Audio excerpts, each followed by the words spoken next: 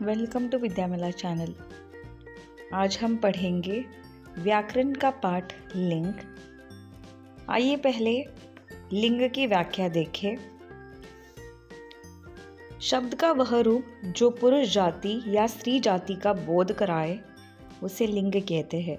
यानी कि जिन शब्दों से हमें पता चलता है कि दिया गया शब्द स्त्री जाति का है या पुरुष जाति का है उसे लिंग कहते हैं। यानी कि जिसे हम कहते हैं जेंडर। स्त्रीलिंग यानी होता है फेमिनाइन वर्ड्स और पुरुष जाति यानी होता है मैस्कुलाइन वर्ड्स। शब्दों को अलग अलग छांट कर लिखिए। तो यहाँ पर कुछ शब्द दिए गए हैं जिन्हें हमें स्त्री जाति और पुरुष जाति के आधार पर अलग अलग करने हैं। जैसे शब्द दिया है माता पिता, दादा दादी, उपहार, केक, प्रसन्नता, नायिका। तो आप इसे करने की कोशिश कीजिए।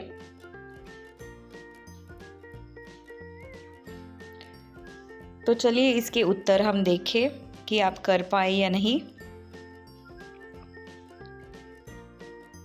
आपने देखा कि सभी प्राणियों, वस्तुओं, भावों आदि के नाम पुरुष जाति अथवा स्त्री जाति का बोध करा रहे हैं।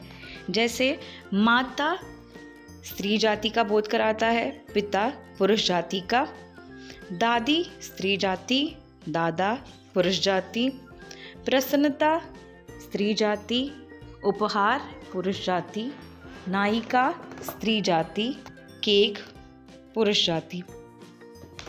तो ऐसे यहाँ पे केवल प्राणियों के ही नाम नहीं बल्कि चीज़ों के नाम भी स्त्री जाति और पुरुष जाति के आधार पर वर्गीकृत किए जाते हैं और इन्हें करने के कुछ नियम भी हैं जो कि हम अगले भाग में पढ़ेंगे। तो लिंग बदलने पर क्रिया का रूप भी बदल जाता है। जैसे आप उदाहरण देख सकते हो। जैसे लिखा है कि बकरी चर रही है, तो यहाँ पर हमने लिखा है बकरी। बकरी का हमने प्रयोग किया है। बकरी जो है वो स्त्री जाति वाला शब्द है। तो यदि आप देखोगे कि क्रिया का रूप जो दिया है जो कि है रही है, तो यहाँ पे बकरी आया है इसलिए रही है का इस्तेमाल किया है।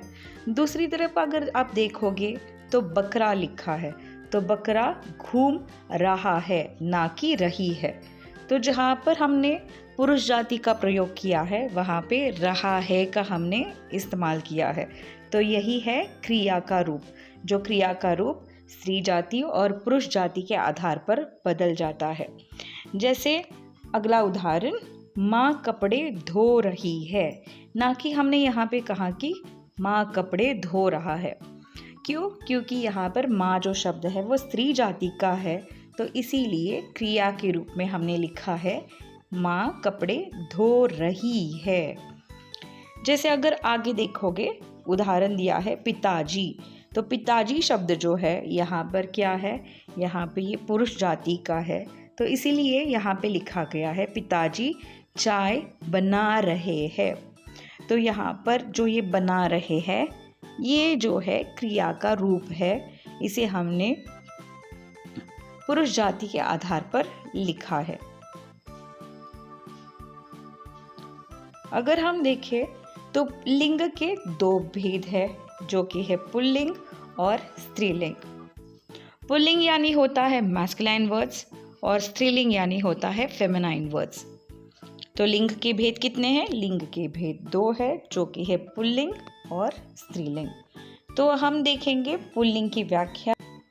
तो पुल्लिंग की व्याख्या लिखी है कि जिन शब्दों से पुरुष जाति का बोध होता है उन्हें पुल्लिंग कहते हैं। यानी जिन शब्दों से हमें पता चलता है कि दिया गया शब्द पुल्लिंग है उसे कहा जाता है पुल्लिंग। जैसे उदाहरण देखो, चित्र अगर देखोगे तो यहाँ पर एक बच्चा है, तो वाक्य दिया है बच्चा फल ले जा रहा है। बच्चा फल ले जा रहा है। तो यहाँ पर ये जो बच्चा शब्द है वो पुरुष जाति को संबोधित कर रहा है। यदि आप आगे देखोगे तो स्त्रीलिंग की व्याख्या बताई है कि जिन शब्दों से स्त्री जाति का बोध होता है उन्हें स्त्रीलिंग कहते हैं। जैसे कि अगर आप उदाहरण देखोगे तो यहाँ पे चित्र में देखिए आप कि बच्ची का चित्र दिया गया है, तो इसीलिए लिखा है कि बच्ची फल तोड़ रही है। तो पहले वाले चित्र में बच्चा लिखा था और इस वाले चित्र में बच्ची का प्रयोग किया है, तो ये लिंग के आधार पर लिया गया है।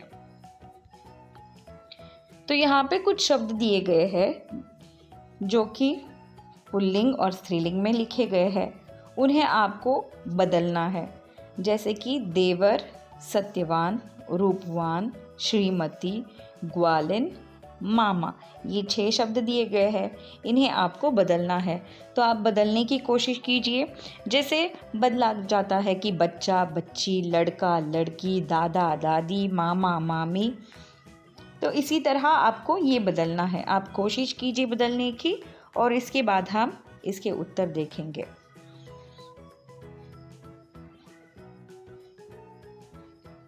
तो इसके उत्तर इस तरह है, जैसे देवर, देवरानी, सत्यवान, सत्यवती, रूपवान, रूपवती, श्रीमती, श्रीमान, ग्वालिन, ग्वाला, मामा, मामी। तो जो लिंग होते हैं, लिंग के पहचानने के हम नियम भी बताएंगे आपको, लेकिन अगली वीडियो में। फिलहाल के लिए धन्यवाद।